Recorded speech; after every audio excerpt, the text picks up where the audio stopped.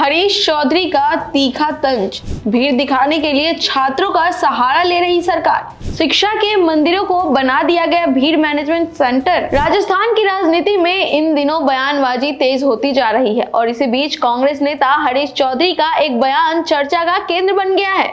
उन्होंने social media पर एक पोस्ट के जरिए सत्ताधारी व्यवस्था पर गंभीर आरोप लगाए हैं, जिसमें छात्रों के उपयोग को लेकर सवाल खड़े किए गए हैं। अपने बयान में हरीश चौधरी ने कहा कि भ्रमण के नाम पर विद्यार्थियों को जबरन प्रधानमंत्री की सभा में ले जाने का यह आदेश न केवल शिक्षा व्यवस्था के साथ खिलवाड़ है, बल्कि लोकतांत्रिक मूल्यों की भी खुली अवमानना है। उन्होंने साफ तौर पर कहा कि स्कूल और कॉलेज ज्ञान और व्यक्तित्व निर्माण केंद्र होते हैं, न कि किसी राजनीतिक भीड़ जुटाने के साधन। चौधरी ने आगे लिखा कि जब किसी सरकार को अपने ही कार्यक्रमों में लोगों की स्वाभाविक भागीदारी पर भरोसा नहीं रहता, तब ऐसे आदेश जारी किए जाते हैं। उनके अनुसार यह स्थिति इस बात का संकेत है कि जनता का जुड़ाव घट रहा है और उसे जबरन भीड़ में बदलने की कोशिश की जा रही है।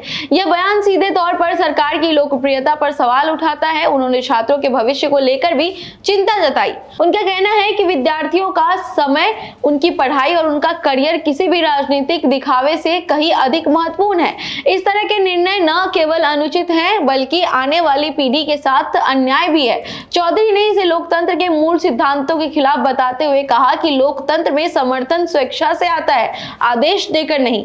इस बयान के सामने आने के बाद राजनीतिक माहौल और अधिक गर्मा गया है। विपक्ष इस मुद्दे को जोर शोर से उठा रहा है और सरकार को घेरने की कोशिश कर रहा है। वहीं सत्ताधारी पक्ष इन आरोपों को पूरी तरह खारिज कर रहा है और इसे विपक्ष की राजनीतिक रणनीति बता रहा है। राजनीतिक विश्लेषकों की माने तो इस तरह के आरोप चुनावी माहौल के करीब आते ही ज्यादा देखने को मिलते हैं, जब हर दल जनता के बीच अपनी पकड़ मजबूत दिखाने की कोशिश करता है। भीड़ का आकार और उपस्थिति अक्सर राजनीतिक ताकत का प्रतीक मानी जाती है, इसलिए इस पर विवाद होना असामान्य नहीं है। फिलहाल हरीश चौधरी का यह बयान एक नई बहस को जन्म दे चुका है।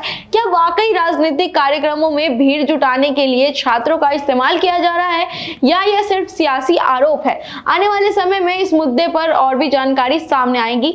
आगे जो भी अपडेट आएगा हम आप तक जरूर पहुंचाते रहेंगे। तब तक के लिए बने रहिए हमारे साथ। धन्यवाद।